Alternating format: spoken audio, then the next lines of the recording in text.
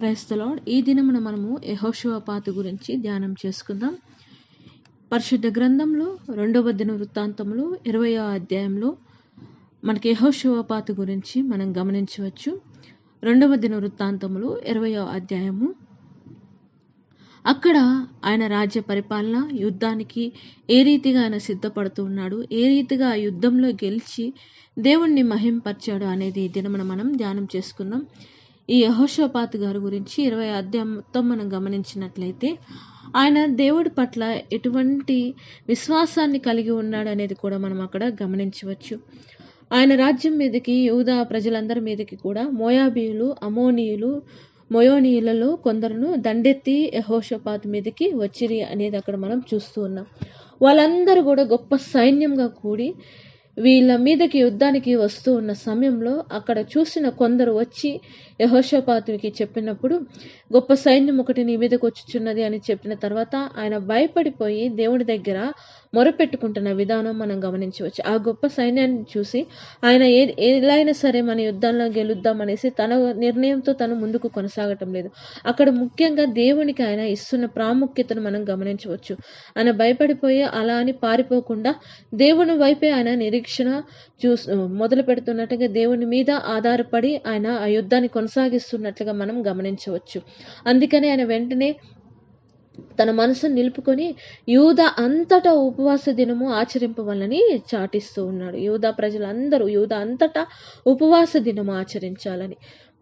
అసలు అక్కడ చేయాల్సింది వాళ్ళందరూ కూడా యుద్ధానికి సిద్ధపడాలి. కానీ ఇక్కడ ఈయన యెహోషాపాతు గారు ఆ గొప్ప సైన్యముని ఇంకా మనం గెలవలేము, మనం చేయవలసింది అంతా ఒకటే, మనకెవరైతే తోడుగా ఉంటున్నాడో, మన పక్షాన యుద్ధం చేయడానికి సిద్ధపడినా దేవుని మీదే మనం ఆధారపడాలి అనేది అక్కడ ఆయన గమనించినట్లు అక్కడ మనం చూడవచ్చు అనమాట. నిజంగా ఉపవాస దినం అనేది కష్ట సమయాలలో, దుఃఖ సమయాలలో, పశ్చాత్తాప సమయాలలో ఎక్కువగా ఈ ఉపవాస దినాన్ని పాటిస్తూ ఉంటారనమాట. ఇక్కడ పశ్చాత్తాపం అని కాదు, కానీ వాళ్ళకు వస్తున్న కష్టాన్ని బట్టి, వాళ్ళకు వస్తున్న ఇబ్బందిని బట్టి వాళ్ళు అక్కడ అందరూ కూడా, యూదా ప్రజలందరూ కూడా ఉపవాస దినానికి సిద్ధపడుతూ ఉన్నట్లుగా మనం గమనించవచ్చు. వాళ్ళు అక్కడ సిద్ధపడుతూ దేవుణ్ణి అక్కడ ఘనపరచడం కానీ, దేవుని దగ్గర మొరపెట్టడం కానీ, ఆరాధించటం కానీ, కొనియాడటం కానీ, ప్రార్థన చేయటము, ఇవన్నీ కూడా యూదా ప్రజలు యెహోషాపాతు దేవుని దగ్గర చేస్తున్నట్లుగా మనం గమనించవచ్చు అన్నమాట. ముందుగా దేవుణ్ణి గణపరుస్తున్నాడు. నువ్వు గొప్ప దేవుడివి, మా పక్షాన ఉంటావు, నువ్వు నీ స్నేహితుడైన అబ్రహాం యొక్క సంతతికి దీన్ని శాశ్వతంగా నిచ్చిన దేవుడివి. తన రాజ్యం గురించి అక్కడ మాట్లాడుతున్నట్లుగా దేవుడు వాళ్ళకి ఎలాగా ఆ రాజ్యాన్ని అనుగ్రహించాడు, శాశ్వతంగా ఇస్తానని వాగ్దానం ఏ రీతిగా చేశాడు, అదంతా కూడా అక్కడ తెలియచేయటం కానీ, దేవుడి దగ్గర మొరపెట్టటము, అదంతా కూడా మనం గమనించవచ్చు. అందరూ ప్రతి ఒక్కళ్ళు అక్కడ ఉపవాస ప్రార్థన ద్వారా దేవుడి దగ్గర మొరపెడుతూ ఉన్నట్లుగా మనం గమనించవచ్చు అనమాట. యూదా వారందరూ తమ శిశువులతోటి, భార్యలతో, పిల్లలతోటి యెహోవా సన్నిధిన నిలవబడిరి అనేది మనం అక్కడ చూస్తున్న. పెద్దవాళ్ళు మొదలుకొని చిన్న వాళ్ళందరూ కూడా యెహోవా సన్నిధిన నిలబడి ఉపవాస ప్రార్థనతోటి దేవుని దగ్గర మొరపెట్టుకుంటూ, విజ్ఞాపన చేసుకుంటూ వాళ్ళు ఇక ఆ యుద్ధాన్ని ఎలా కొనసాగించాలి, ఏం చేయాలి, దీన్ని ఎలా ఎదుర్కోవాలి అనేసి దేవుని సమాధానం కొరకు వాళ్ళు సిద్ధపడుతున్న విధానము మనం అక్కడ గమనించవచ్చు. వెంటనే అక్కడ దేవుడు కూడా తన ఆత్మ ద్వారా మాట్లాడుతూ ఉన్నట్లుగా మనం గమనించవచ్చు అన్నమాట. లేవీయుడగు యెహజీయేలు యొక్క సమాజంలో ఉండెను, యెహోవా ఆత్మ అతని మీదకి రాగా అతడు ఇలాగూ ప్రకటించెను అనేది మనం చూస్తూ ఉన్నాం. యెహోషాపాతుకి దేవుడి సమాధానము అక్కడ మనం వింటూ ఉన్నామన్నమాట. యెహోవా సెలవిచ్చినదేమగా, ఈ గొప్ప సైన్యమునకు మీరు భయపడకుడి, జడియకుడి, ఈ యుద్ధము మీది కాదు, దేవుడే జరిగించును అనేసి. దేవుడే జరిగించిన యుద్ధాలలో ఇది కూడా ఒకటై ఉంటూ ఉన్నది. మన మీద ఎంత కష్టము, ఎన్ని ఇబ్బందులు, ఎన్ని ఆటంకాలు మనం ఎదుర్కొంటూ ఉన్నా దేవునికి మనం నిజంగా హృదయపూర్వకంగా మొరపెట్టుకున్నప్పుడు దేవుడు సమాధానాన్ని అనుగ్రహిస్తాడు అనేది ఇక్కడ ఈ యూదా ప్రజలు యెహోషాపాతు చేసిన ప్రార్థనలో మనం గమనించవచ్చు. వాళ్ళకి వెంటనే అక్కడ సమాధానం కావాలి, దేవుడు కూడా వెంటనే అక్కడ సమాధానాన్ని ఇస్తున్నట్లుగా మనం గమనించవచ్చు. వాళ్ళు యుద్ధానికి సిద్ధపడే విషయంలో కూడా మీరు యుద్ధ పంక్తులుగా చేర్చి నిలువబడి యెహోవా దయచే రక్షణను మీరు చూచెదరు, భయపడకుడి, జడేకుడి, యెహోవా మీకు దయచేయు రక్షణను మీరు చూచెదురు అనేసి వాళ్ళకు ఒక నమ్మకం కలుగుతూ ఉన్నది. అందుకని అక్కడ ఉంటున్న ఆ రాజు కానీ వాళ్ళందరూ కూడా సాగిలపడి దేవునికి నమస్కారం చేస్తూ ఉన్నట్లుగా మనం గమనించవచ్చు. యెహోషాపాతు సాగిలపడి నమస్కారం చేసెను. యూదా వారును యెరూషలేము కాపురస్తులను యెహోవా సన్నిధిన సాగిలపడి నమస్కరించడం కానీ, వాళ్ళందరూ కూడా అక్కడ వాళ్ళు యుద్ధానికి సిద్ధమయ్యేది ఎలా ఉంటుందంటే యెహోవాను స్తుతించేవారు. లేవీయులు నిలబడి గొప్ప శబ్దంతో ఇశ్రాయేలీయుల దేవుడైన యెహోవాను స్తుతించిరి. అంతటా వాళ్ళు ఉదయంనే లేచి అరణ్యంకు పోయిరి. వారు పోచుండగా యెహోషాపాతు నిలువబడి యూదావర్లారా యెరూషలేము కాపురస్తులారా నా మాట వినుడి, మీ దేవుడైన యెహోవాను నమ్ముకొనుడి అనేసి వాళ్ళందరినీ ధైర్యపరచటం, వాళ్ళు కృతజ్ఞతాస్తుతులు చెల్లించటము, వాళ్ళు యెహోవాని గణపరచడం, స్తుతించడం, గాయకులను ఏర్పరిచి వాళ్ళు పరిశుద్ధ అలంకారం చేసుకొని యెహోవాకి స్తోత్రము చేయటము, అక్కడ అవన్నీ కూడా మనం చూస్తూ ఉన్నాం. వాళ్ళు పాటలు పాడుకుంటూ స్తుతించుకుంటూ వాళ్ళు మొదలుపెట్టినట్లు మనం చూస్తూ ఉన్నాం. ఇలా చేయాలి, అటువైపు వెళ్దాం, ఇటువైపు బాణాలు వేద్దాం, ఇటువైపు రథాలతో వెళ్దాం, అవన్నీ వాళ్ళు అక్కడ మాట్లాడుకోవట్లేదండి. దేవుణ్ణి స్తుతించేది, దేవుణ్ణి స్తోత్రం చేసేది, దేవుణ్ణి గణపరిచేది అక్కడ చూస్తూ ఉన్నాం. ఏ రీతిగా వాళ్ళు దేవుణ్ణి గణపరచాలి అనేది అక్కడ మనం చూస్తూ ఉన్నాం. ఎప్పుడైతే దేవుణ్ణి స్తుతిస్తూ వాళ్ళు ఆరాధిస్తూ గణపరుస్తూ ముందుకు కొనసాగారో, వాళ్ళు గొప్ప శబ్దంతో దేవుణ్ణి పాటలు పాడుకుంటూ స్తోత్రం చేసుకుంటూ వాళ్ళు ముందుకు కొనసాగుతూ ఉన్నారు. అప్పుడు ఆ యుద్ధంలో ఉన్న విజయాన్ని వాళ్ళు చూడడం మనం గమనించవచ్చు అనమాట. వాళ్ళందరూ వస్తూ ఉన్నారు, కానీ వాళ్ళందరూ అక్కడికి వచ్చిన తర్వాత ఏమవుతుందంటే ఒకరి మీద ఒకరు పడి చంపుకుంటా మొదలుపెట్టిరి అనేది మనం చూస్తూ ఉన్నాం. ఈ అమ్మోనీయులను, మోయాబీలను, సేయరు మన్య నివాసులను బొత్తిగా చంపి నిర్మూలం చేయవలని పొంచి ఉండి వారి మీద పడిరి. వారు సేయరు కాపురస్తులను కడముట్టించిన తర్వాత తమలో ఒకరినొకరు చంపుకుంటకు మొదలుపెట్టిరి. వీళ్ళు వెళ్ళి యూదా వాళ్ళందరూ వెళ్ళి ఈ యెహోషాపాతు వెళ్ళి వాళ్ళని చంపేయటం లేదండి. వాళ్ళే ఒకరికొకరు మీద పడి చంపేసుకుంటున్నట్లుగా మనం చూస్తూ ఉన్నాం. అక్కడ ఉన్న యూదా వాళ్ళందరూ ఆ అరణ్యంలోకి వెళ్ళి ఆ కాపుర్ల దుర్గము దగ్గరకు వచ్చి ఆ సైన్యం తట్టు చూడగా వాళ్ళు శవములై నేల మీద పడి ఉన్నారు. ఎంత గొప్ప యుద్ధాన్ని అక్కడ చూస్తున్నామో చూడండి. దేవుడు జరిగిస్తున్న యుద్ధం, దేవుడు వాళ్ళకి తోడుగా ఉండి వాళ్ళని ఏ రీతిగా రక్షించాడు అనేది వాళ్ళు చూస్తున్న గొప్ప సంఘటన అనేది అక్కడ మనం గమనించవచ్చు. వెంటనే దేవుడు సమాధానం ఇచ్చిన విధానాన్ని బట్టి దేవుడు కలుగ చేసుకొని ఎటువంటి విజయాన్ని ఇస్తాడు అనేది కూడా ఈ యెహోషాపాతు యూదా వారి ద్వారా మనం నేర్చుకోవచ్చు. వాళ్ళు ఏ రీతిగా అయితే ఉపవాస ప్రార్థనను బట్టి విశ్వాసం ఉంచి దేవుని స్తుతించి గణపరచడం మొరపెట్టడం వాళ్ళు ప్రారంభించాడో అప్పటి నుంచి వాళ్ళు దేవుడి దగ్గర సమాధానాన్ని పొందుకుంటున్నట్లుగా మనం గమనించవచ్చు. దేవునికి దగ్గరగా వాళ్ళు ఉండడం మొదలు పెట్టారు.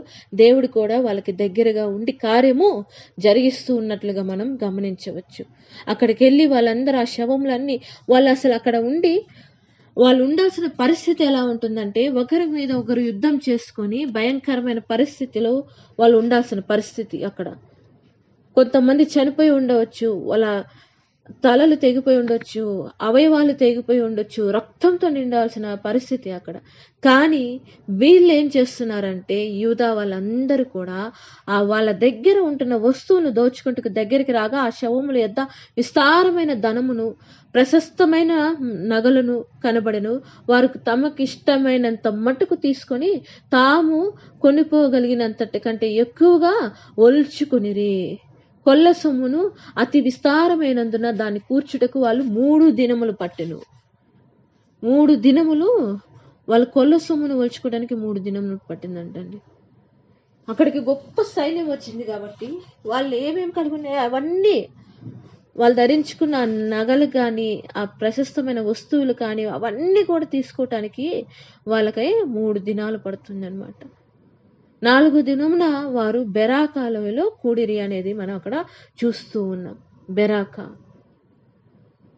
యెహోవాకు కృతజ్ఞతలు చెల్లిస్తూ ఆ చోటికి బెరాకాలోయ అని పేరు పెట్టిరి.